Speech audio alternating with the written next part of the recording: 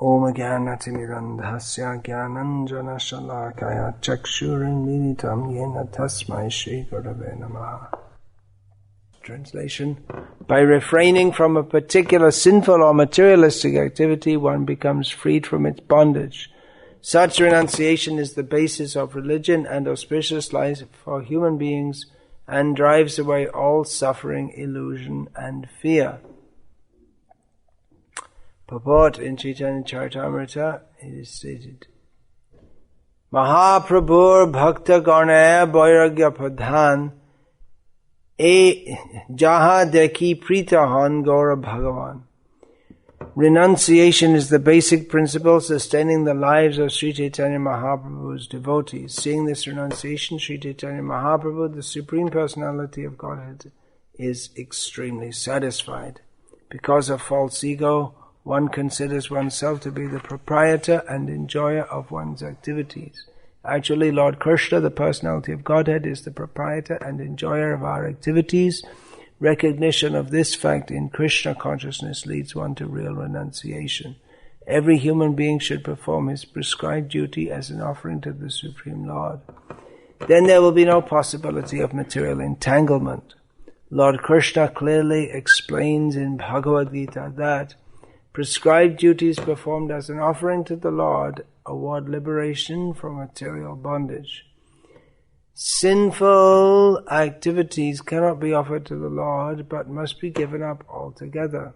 In effect, the distinction between piety and sin is made so that the living entities will become pious and eligible to surrender to the Supreme Lord, as explained in Bhagavad Gita. Yeshang tantagatam papang jananang punya karmanam te dvandva mohanir mukta bhajante bhang dudavrataha. Persons who have acted piously in previous lives and in this life, whose sinful actions are completely eradicated and who are freed from the duality of delusion, engage themselves in my service with determination. By thorough piety, one's life becomes auspicious and freed from lamentation, illusion and fear, and one can then take to the path of Krishna consciousness. This is a continuing discussion, or more like not so much a discussion as a session of instruction by Krishna to Uddhava. Krishna is speaking, Uddhava is listening. One of these chapters is called Jnana Yoga, but practically the whole subject of this section, this very important section of Uddhava Gita, is Jnana, knowledge. Now, it could be said that this is not necessary at all. We already had the 10th canto, where in is displayed the superlative love for Krishna by the residents of Vrindavan. So having heard about that, then what do we need all this analysis of piety, impiety, liberation, bondage, sinful activity, renunciation? Why is that required if we already heard the 10th canto of Bhagavatam with the pastimes of Krishna? But actually this knowledge is required unless we are residents of Vrindavan. By residents of Vrindavan, that means the original residents of Vrindavan, the gopis, and they're all, almost all gopis and gopas, cowherd boys and cowherd girls, who have spontaneous love for Krishna. Everyone in this material world doesn't have spontaneous love for Krishna. Therefore, Krishna comes to teach us the Vedic path. This chapter is called Explanation of the Vedic Path. So, noticeably, the chapter title is in the singular, Explanation of the Vedic Path, not of the Vedic paths. There's the Vedic path. There may appear to be many paths, but they're all meant to lead to the same goal. That doesn't mean that they all do necessarily. If one follows karma yoga but doesn't elevate oneself to a higher level, then he'll simply get the results of his karmic activities. So the Vedic path that Krishna is directing Uddhava to is the path of Krishna consciousness, of surrender to Krishna. But that also is to be understood. This important book, important is an understatement, that now you're working on the Nectar of Devotion, is Srila Prabhupada's summary study of the Bhakti Rasamrita Sindhu. So that describes the various bhakti rasas, and their vibhavs, anubhavs, and all these, sthai bhav, and all these, the complexities of bhakti rasa. But ultimately bhakti rasa is to be experienced. It is tasty. Rasa means juice. So it's taste, it's like a tasty juice that is to be experienced. But then why is there a book? If it is to be experienced, then why have a book to describe all this? Well, by hearing about these rasas, we also we can taste that rasa. We can also develop a desire to taste that rasa. But we find that in that book, which is about bhakti, after all it is bhakti ras, not material rasa. Rupa Goswami gives the philosophical understanding by which we should perform bhakti. Bhakti, pure devotional service to Krishna. Well, that's how Rupa Goswami defines bhakti. That is bhakti ruttama. That is the topmost level of bhakti. That is devoid of any desire other than to serve Krishna. So this delineation of the Vedic path of Krishna, which is ultimately Krishna consciousness, this is necessary for those who are not on the platform of pure devotional service, pure spontaneous devotional service. And even those who are on that platform, they also write books about it and help others to come to that platform. Now here in this verse, renunciation of it is described, that refraining from sinful activities, that is the first level of renunciation, is to refrain from sinful activities. And then another level is to give up all activities for physical and bodily comfort. The 6 Goswamis, they were residents of Vrindavan. They were fully situated in pure devotional service. But they are famous for their nidrahara vihara kadi vijito chatyanta dino chayo, for their conquering over eating and sleeping, and the desire for prestige, because atyanta dina, they felt themselves to be extremely fallen. Even though they are the most elevated, they considered themselves to be the most fallen. So they exhibited such renunciation that is necessary for persons on the Vedic path, persons who are desirous to follow in the footsteps of this is another statement we find in the Bhakti Rasamrita Sindhu, to follow in the footsteps of the residents of Vrindavan, or more particularly of a specific resident of Vrindavan. So such an aspiring devotee aspires for this nidrahara vihara kadi vijito, conquering over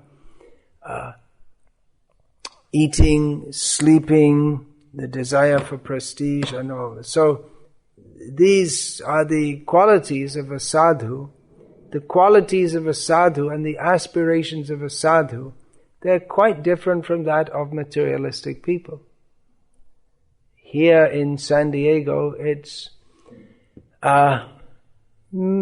well, along with Los Angeles and New York, it vies for the distinction of being the most materialistic place in the world. Where probably more so in the point of bodily comfort and pleasure, it's more even than Los Angeles. Yeah. So this, with the beautiful climate here and the sunny skies, and that's what I thought it's supposed to be. Yeah, I think. Krishna's protecting you, Maharaj. I see. Oh, really? So I thought I'd enjoy. As one of our godbrothers said, well, devotional service is the same anywhere, so I'd rather practice it in heaven than hell.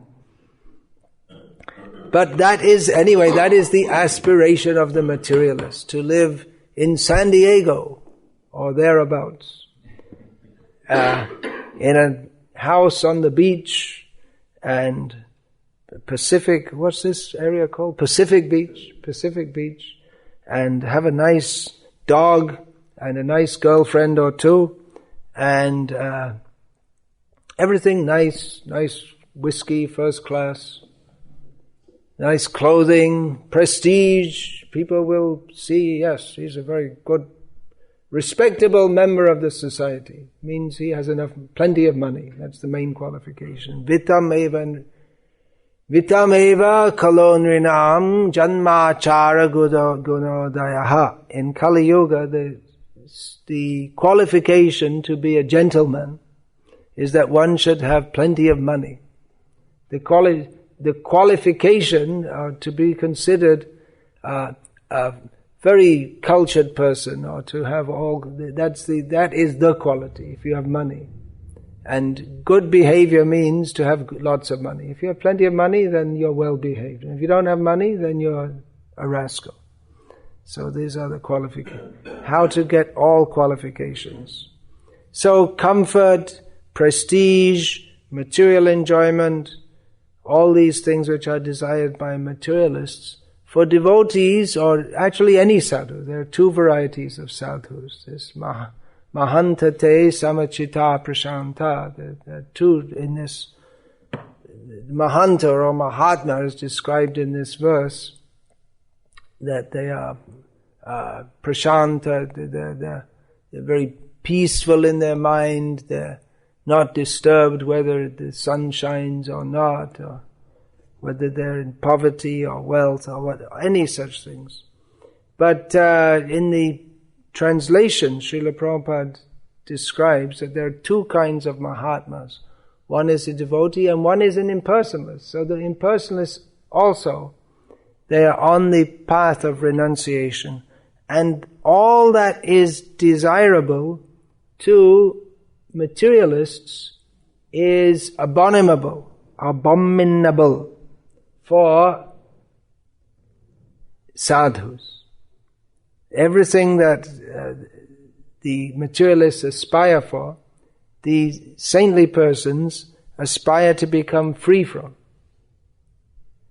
The comfort, prestige, money, sense enjoyment, this Sri Aishvarya Prajepsavaha, this materialistic people, they like, in the purport to this verse, which I just quoted one line of, Srila Prabhupada writes that materialistic people, they like to be seen as having their home has got beautiful women, opulence, plenty of children. Of course, in the modern age, there are no children, or one or two, no more. So that is considered this very prestigious. One who has money, they need to show that off.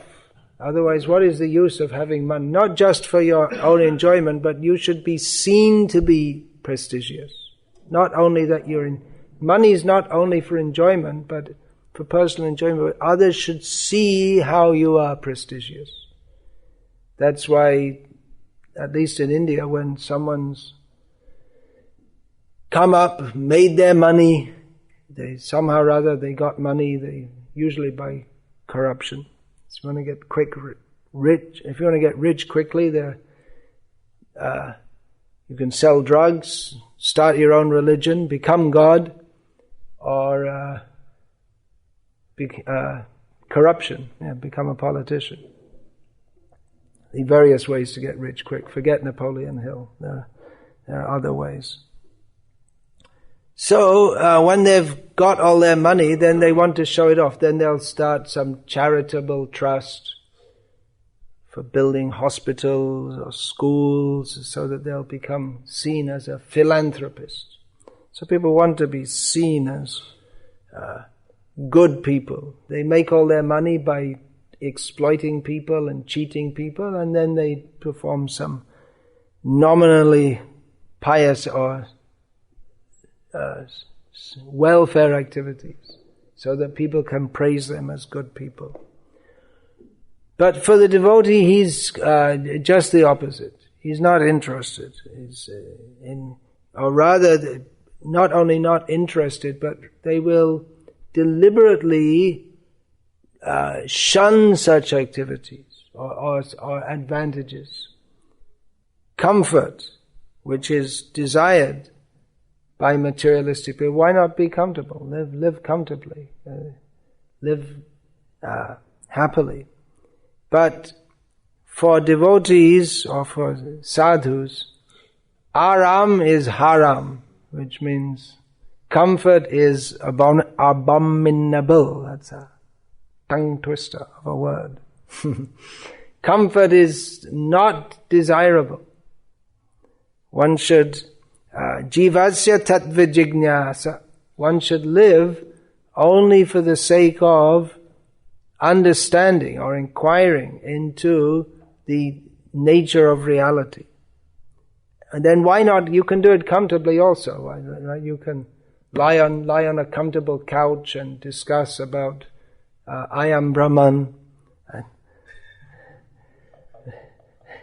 armchair philosopher, with holding some grapes, and chewing on some grapes, spitting out the seeds, enjoying yourself. But no, because material enjoyment is a diversion that will divert one from inquiry into the nature of reality. Because Maya offers us enjoyment in this material world, but that pursuit of enjoyment is that which covers our perception of reality and covers even our inclination to inquire into the nature of reality. That's why San Diego would be such a terrible place for self-realization if Radha Giridhari weren't here with their followers. They look just like little children, but they know a lot more than everyone else in San Diego or anyone else anywhere in the world for that matter. They know everything. They're the real enjoyers. But everyone in San Diego is trying to imitate them. So this one should become free from sense enjoyment, and therefore renunciation is required. To practice vairagya. Vairagya actually means the state of detachment from anything material. Not only comfort, but even from discomfort. One should not be attached even to discomfort. That's why you shouldn't. If you think that now I'm a big sadhu and see I can sit on my bed of thorns and my nail beds, and then that can also be a kind of attachment. One can actually become, in the mode of goodness, one can become attached to being austere. that's maybe why in the left-wing tantra they perform all kinds of, to use that word again, you've got a synonym for that? I've got a synonym, horrible? Okay. Horrible, I mean really disgusting activities with the idea that their mind should not be, they should be steady in mind. Mahantaste samachita prashanta. Samachita, to attain this steadiness of mind in which their mind doesn't become distracted in any way. They perform horrible activities, like for instance, copulating with corpses. How about that? That's pretty abominable. And you're not, and you do it in the burning ground. You have to. They. I mean, they know all this anyway, so there's no harm to tell them. Yeah. Well, they make they do a little corruption with the guy who's burning the corpses, because people don't hang around for the hours for the corpses to be burned. So he drags them out, and then the tantric takes them off, and then at night, on a dark night when there's no moon, then they do it. And then all the ghosts come and attack them while they're doing this, of course, because it's in the burning ground. And then they have to remain completely calm, and then they think they're self-realized. And if you don't, it's a dangerous one, because if you have any fear, then you're finished. Then you'll be attacked by all the ghosts. And so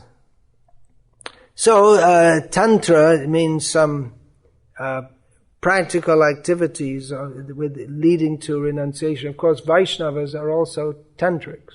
We follow but we have a different tantra. Tantra means some practical activities by which one can become detached from the world. But simple detachment is not the purpose of devotees. Here this verse Srila Prabhupada quotes, Mahaprabhur Bhakta Gane Vairagya Pradhan Jaha Deki Pritahan Gaura Bhagavan.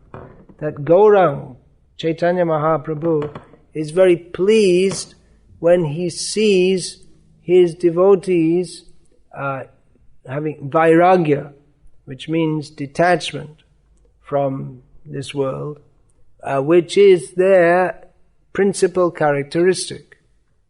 So this verse is quoted in connection with, this verse is given in Sri Chaitanya Charitamrita.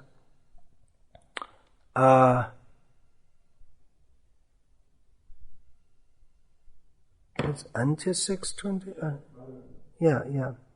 So that's given in the narration of the devotee who's so detached from this world.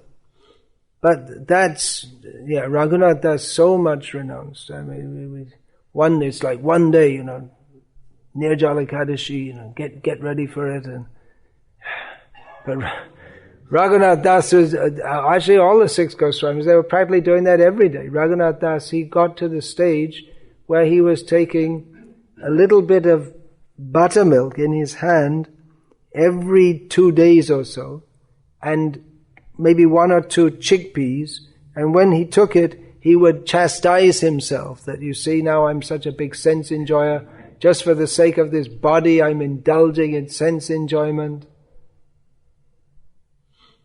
So, what is that? That is a state of renunciation of the world that comes because not just for the sake of renunciation, but because one is so eager to serve Krishna and so much given, so much surrendered to the principle that I am meant for Krishna's enjoyment. I am not meant for this body. I can enjoy, I can eat, I can drink, I can sleep, I can touch, and all the senses are there. But the very thought of enjoying becomes abominable to the devotee, because he thinks that, all these senses, they're only meant for Krishna's service. If at all, even slightly, I am to use them for in the sense that I can enjoy separately from Krishna, then that a devotee thinks, Raghunath Das thinks, that is a fall down. If I were even to slightly think of sense enjoyment, that is a fall down. So this is actual bhakti. That I was saying about Tantra. So Vaishnava Tantra, in Vaishnava Tantra, actually we make all endeavors for comfort and sense enjoyment. A Vaishnava is the most sensuous person in the world. He's always making arrangements for comfort and sense enjoyment. But for Radha Giridhari, he's all day simply engaged in making garlands, preparing scents, all nice foods. You'll find devotees talking about how to make all these different preparations and all the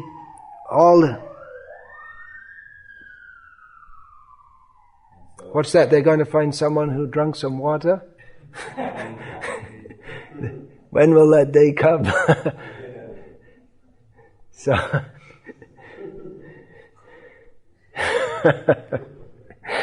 So the devotees there, you'll see two devotees are talking about, you just make this preparation, add a little admixture of camphor and it'll make this flavor so superb.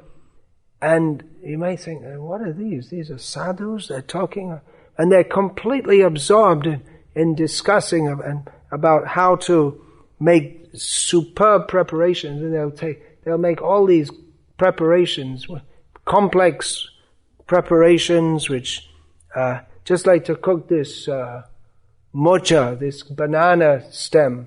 It's quite a job, even because you have to open them out, take out each stem, peel each one individually. It's quite a job to make it. It's a very time-consuming and what might seem to be boring activity. But that is done for the pleasure of Krishna. And so they're very happy to do it. There's one of my godbrothers, his name, Bhutakrit, which means one meaning of that is he who feeds everyone, Bhutakrit Das.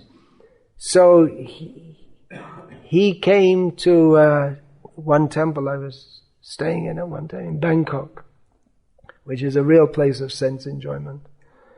But maybe Bangkok is rivaling there with San Diego. But it's a horrible city. But anyway, I won't go into how it's horrible. We had enough of that stuff already. But we were living he was from France, so I guess from his perspective, we were living quite austerely there in that horrible city. So he is an excellent cook, and somehow or other he managed to convince us that we should cook some nice things. And he cooked, and such preparation, so nicely he cooked. And then he fed us, served us prasadam, and he just sat and watched us taking prasadam. He was very happy to see. He didn't take himself. Maybe at the end, when we'd left, he just took a little like this, but he just wanted to cook and see that we're very happy to take prasadam. This also, Srila Prabhupada, I believe that was in Vishakhapatnam, one of his godbrothers, an expert cook. He'd cook all morning, serve the devotees. See, I'm talking about cooking on Ekadashi, torturing. Then serve all the devotees. You see, cooking all morning, then serve all the devotees. Just very happy to see. And Prabhupada said, see, this is a Vaishnava. So that's a renounced activity. You cook, it may take hours and hours to cook, and people finish eating in 15 minutes. And Krishna finishes in 15 minutes, and devotees finishing. But the devotee is very happy to see others happy. So devotee is the most sensuous person, but all for Krishna's pleasure. That story of Raghunath Das, that he became sick, and living at Radha Kunda, he became sick. And then the Ayurvedic doctor was called, and Raghunath Das said that, well, I'm sick. It's because I overate. And I got stomach problem from indigestion. And everyone knew that was impossible because you can't overeat if you don't eat. So one condition if you're going to get indigestion is you have to eat something. And if you only take a little buttermilk in your hand and 1 or 2 chickpeas every 2 days, there's no question of overeating. There is a possibility of malnutrition, but not of overeating. So the Ayurvedic doctor was called and he said, yeah, it's a fact. I diagnosed his condition. He's got indigestion from overeating. And then it came to be understood that Raghunath Das, in his form as a gopi, he's living at Radha Kunda in 2 forms. One as a follower of Chaitanya Mahaprabhu, another as a gopi in Krishna Leela, and at a feast, which just every day the gopis, they're all serving Radha and Krishna, and it's elaborate preparations, and they also so they're feasting. And Raghunath Das said, I ate too much sweet rice, so he was diagnosed with indigestion. So, yeah, the devotees, the Krishna Leela, that is full of sheer enjoyment. It's totally sensuous. That we find Indian culture, everything is extreme. Everything, if there's any music played, it's loud. Whatever was the maximum sound, it'll be turned up. But that's not something new. I mean, in traditional culture also, if you have these bands, I guess you call them, the pre-jazz or whatever, at marriages they have the nada swaram and the mridanga. It's very loud actually.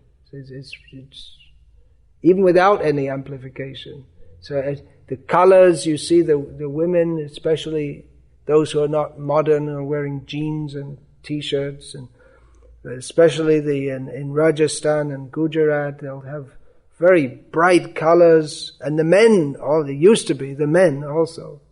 Even now in Dwarka, the pujaris, they'll be dressed in different colors, purple dhotis and all this kind of thing, bright green dhotis.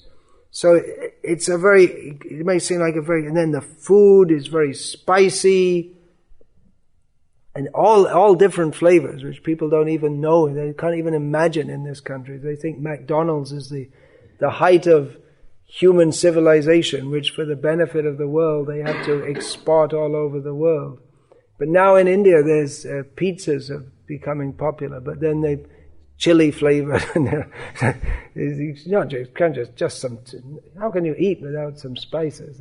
Even Prabhupada. When he was in Nairobi, Srila Prabhupada was served some boiled vegetables, and he said, "This is pig food." So the culture seems very extreme. It's highly sensuous. But that's reflecting, maybe it's a not fully aesthetic reflection of Krishna Leela, which is fully sensual. The Supreme Personality of Godhead is not a stone or a nasty old man or simply some light shining. The Supreme Personality of Godhead is extremely sensuous. That He's the supreme enjoyer. It means that His senses are all extremely powerful. And He enjoys. Actually, that sense enjoyment is simply a medium for the devotees to express their love for Him. And so that's in Krishna Leela. And in Gaur Leela, it is shown renunciation from this world. We are not enjoying. We are simply serving Krishna's senses. So that is the renunciation of a sadhu. The devotees they are renounced from this world. The yogis and the gyanis, they're also renounced. But the devotees, for them, renunciation is not the aim and object in itself. For the non-devotee sadhus, renunciation is itself, that is considered the perfection. But for a devotee, he's renounced from this world because he's completely absorbed in love of Krishna. That everything should be for Krishna. Everything for Krishna's enjoyment. Of course, Srila Prabhupada, he made some facility for devotees in the West, because if he came in and if Srila Prabhupada had tried to institute the standards that were there in the Gauriya Math at the time of Bhaktisiddhanta Saraswati Thakur, then no one would have come. It would have been too difficult, and still is too difficult. In the Gauriya Math, Srila Prabhupada sometimes quoted that the Mathavasis, that means the sannyasis and the brahmacharis and the vanaprasthas and the babajis and the renounced grihastas who are living in the mud, they would live a very austere life. They had no shoes, very austere diet, except on feast days. And the grihastas, they were called pacha grihasta, rotten, simply rotten. So Prabhupada, he said, I'm a rotten grihasta. But he was able to spread Krishna consciousness because he knew the essence. He took the essence is not simply to be renounced from this world, but to engage the senses in the service of Krishna. That is the essence. And in doing so, one also enjoys. So Srila Prabhupada instituted that there should be a festival every Sunday. That was the every Sunday. Of course there are festivals there's Gaur Purnima, Ramanavami, Narsimha Chaturdashi. There's one festival after that. So many festivals throughout the years. But Srila Prabhupada instituted every Sunday there should be a festival and a feast. And in the festival, it was elaborate. The original Sunday festival, there'd be dramas and puppet shows, and the festival, the public were invited en masse, and big prasadam, and really elaborate, so that devotees could engage their senses. These people who are used to a highly sensuous lifestyle, they could pick up the principle of engaging one's senses in Krishna consciousness. So that in the beginning, newcomers, they're encouraged, take prasadam till you wobble. Take prasadam till you drop. Yeah. And eventually we're supposed to get in the mood of Raghunath Das Goswami. There was one devotee he joined, this was way back in the 1970s, he joined and he was really into Krishna consciousness, but every so often he would leave for a few days and then come back. You know the story? You know all the stories? No. You don't know the story? So he would come back after some days. And then this became less frequent, and gradually it stopped. Then, after some time, his parents visited the temple, and they said that, we're very happy, our son's here, and he's very happy now. And, we could never understand why when he first joined, he used to come home for a few days, and then he would just come, and every day he would chant his Hare Krishnas. Then he'd cook this big, huge pot of farina with butter and sugar and say some prayers and eat this huge pile and then go to sleep for the rest of the day. So he was a halava addict. And he'd take a break, not recommending this, by the way. Give them here. So, I also remember asking my Tamil president, he passed away recently in London, Vichitravirya, that you see, Radha Landanishwara.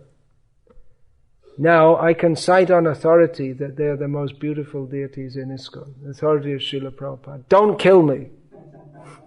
I know you're attached to Radha Giridhari. We have some comments in about Radha Giridhari. Yeah, but I'm not going to listen to them. I don't have to listen to yours. Prabhupada said. So Radha Landanishwara, they're so beautiful that all the devotees coming from America to going to India, they would always stop in London just to take their darshan. And also their prasadam, which was famous. The prasadam of Radha Landanishwara was famous. And the Sunday feasts were just, almost literally knockouts, because there were 5 stories going up the stairs to the brahmachari ashram, and after the feast, the brahmacharis would somehow or other drag themselves up the stairs, and then the floor would just be covered with bodies. And there's an attic also, and that would get full up. And then there's the roof, and that would just be covered with groaning brahmacharis. So I asked Vichitravirya Prabhu, I see, we're talking about renunciation, and I'm testing your renunciation for your fasting while we're talking about prasadam. So I asked him on one Monday that why did Prabhupada institute these Sunday feasts when the devotees just get completely knocked out, literally? And his immediate reply was that without waiting a second, he replied that, well, if we didn't have these feasts, if we didn't have them, everyone would bloop. You all know that word bloop? You all bloop, yeah. So they don't bloop it when they hang around. Well, now you see, the thing is, we have every day nice prasadam. But in those days, it was like, well, the Mahaprasad was there, but otherwise it was, they used to count the number. Prabhupada said you should only have 8 chickpeas, and they'd count the number of chickpeas they're giving to everyone. Right? Here they did that also. In LA? Yeah, everyone. Count the number of chickpeas, and there was a dispute whether Prabhupada said 8 or 10, and then, there's big dispute, give me 2 more. And on the wax paper, yeah. When I first joined it was actually in Bhaktivedanta Mana, there was just this, every morning, because we got cows, milk, and then there was farina, and people would donate, and sugar, so every morning you'd have that for breakfast. And devotees would be in a long line to get the Raghunath Das Goswami amount of Mahaprasadam. That was the big treat for the day. You get this much Mahaprasadam, and devotees would stand in 10 minutes in a line to get this much. So, yeah, Srila Prabhupada, he gave, enjoy, be happy in Krishna consciousness. He would always emphasize it. Be happy, enjoy. But ultimately one has to understand that Krishna is the enjoyer. You see, by listening to the 10th canto, Krishna Lila, we hear about Krishna's pastimes, very enjoyable, but if we think that's for my enjoyment, then we can never enter there. So this explanation of the Vedic path, the philosophy that is required to understand how to live and act in this world so that we can become detached from it and become attached to Krishna, so that we can enter ultimately into the Rasa Lila, where we can enjoy unlimitedly by having completely surpassed the level of thinking that anything is for my enjoyment. So therefore we require to hear this. We may think, well, let me just do bhakti. What's the use of all this philosophy? We'll just do bhakti. But this is required. This understanding is required so that we can separate control our thoughts. The thought of enjoyment should not enter our mind. That I shall enjoy this. Madhavendra Puri. He thought to taste the kheer offered to Gopinath, the deity, because he thought then I could understand how to prepare it for my deity. But then the thought that I will taste to see how nice it is, he considered that even though it was for the sake of tasting it, to see how nice it is so that he could offer it to Krishna, but still he considered that thought to have been offensive. So that is the stage we're aiming at. So we're a long way to go. By the mercy of Radha Giridhari, everything is possible. Offer everything to them. Everything. Living in the ashram means we're living in the shelter of Radha Giridhari. That means everything is for them. All nice. Bring all the nice things of the world. This flowers, scents, food, so many beautiful young Californian girls, they should all come and serve Radha, and not for our enjoyment. We should not think, not for our enjoyment. Everything for their enjoyment. Therefore we have on the altar Prabhupada, Saraswati Thakur, Gaurkishore Das Babaji, Bhaktivinoda Thakur, Jagannath Das Babaji Maharaj. What are they doing there? Why are they there? They're there to serve. They're the examples. We worship them because they show us, and they are the via media by which we will serve. Because they're completely fixed up in the attitude of service to Krishna. We are not. They kindly intercede. They are living eternally with Radha Giridhari, but they come to this world appearing as if ordinary people. They kindly interact with us and direct us. Here, you offer this to Krishna. And they offer it. They become the media, they train us, and they become the media by which everything is offered to Krishna. Hare Krishna. Any question, comment about this? Yes, please. Forgive me, I cannot think of a verse in the Bhagavatam, which is in Chaitanya, but there are verses numerous, and there's several from the Bhagavatam. And here's one of them. It's actually a prayer that seems the end of the prayer is please delight me. He says, Nanda Nandana Padara Neva Sanyamana Makaranda Vinva Sindava Padma Saukya Sampadan Nandi Yandu Vidiyam Mamanisham. So rough meaning is from the lotus feet of Nanda are trickling these drops of Makaranda. Honey, proto. Which honey? Proto. What bees make honey out of.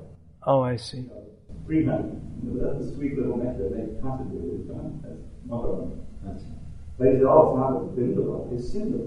These are actually oceans. These little drops of ocean are Brahma Saukya Sampadan, containing the treasure of the highest happiness. And then the last line says, Nandi Yandu Vidi Yamanisha, which according to the translation, please delight me. Please may I delight in those that. May I delight. May I delight. That's a little difference from may please delight me. Okay. Isn't it? So how do we understand it? He's praying there for happiness. Yeah. So that we could do. Yeah. That's the constitutional position of the jiva, is to be fully blissful. But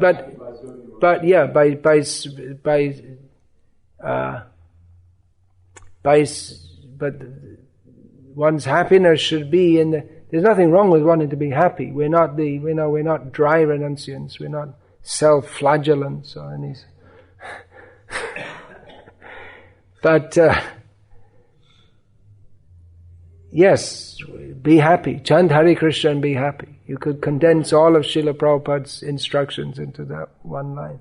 But that happiness means to share in Krishna's happiness, not to try to become, to usurp Krishna's happiness or Krishna's position. That when kadaham aikantika nityakinkara praharsha yashami sanata jivita. When will I? That exactly explains the position, doesn't it? When becoming your ekanta, your fully focused servant with no other thought of anything else, I'll be fully delighted in that position, understanding yourself as my Lord. So that more or less catches that. Yeah, that more or less catches the point. Yes. In the purport it says, persons who have acted piously in previous lives and in this life for sinful actions are completely eradicated and are freed from the duality of delusion and engage themselves in messages with determination. Yeah, that's of course a quote from Bhagavad Gita. Well, I know that personally I can't say that I have acted piously in my life before coming to the temple. And I can't say that I acted piously in my previous lives, and I haven't personally met many devotees who were pious before they came to the temple, so then how does it work? Causeless mercy. You must be pious to have been attracted to Krishna consciousness. There must have been something there. But that's causeless mercy. Prabhupada said, when a devotee asked Prabhupada about this, about how we're all sinful, how could we come? Prabhupada said, I have made your pious activities. Yes, please. I was there when Madhavisa asked the question. He said, I was performing sinful deeds. What to speak of? Let's talk pious activities. I was performing sinful deeds since the moment, to the moment I met. Yeah, a normal Western person creates enough sinful activities every day to go to hell for a long, long time. Yeah. And Prabhupada responded, just as you said, he said, I've created your good fortune. And then Prabhupada said, and all I ask is you go create good fortune for others. Nice, very nice. In the perfection of yoga, I believe it is, Srila Prabhupada states that people who are coming to this Krishna conscious movement, they must have performed devotional service in previous lives also. Bhavananda, he stated that Prabhupada had made such a statement, and Bhavananda responded, well, how is that possible?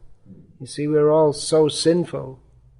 And Prabhupada said that was superficial, because as soon as you heard the Hare Krishna mantra, you came running. So we shouldn't think that in my past life I was a highly elevated devotee.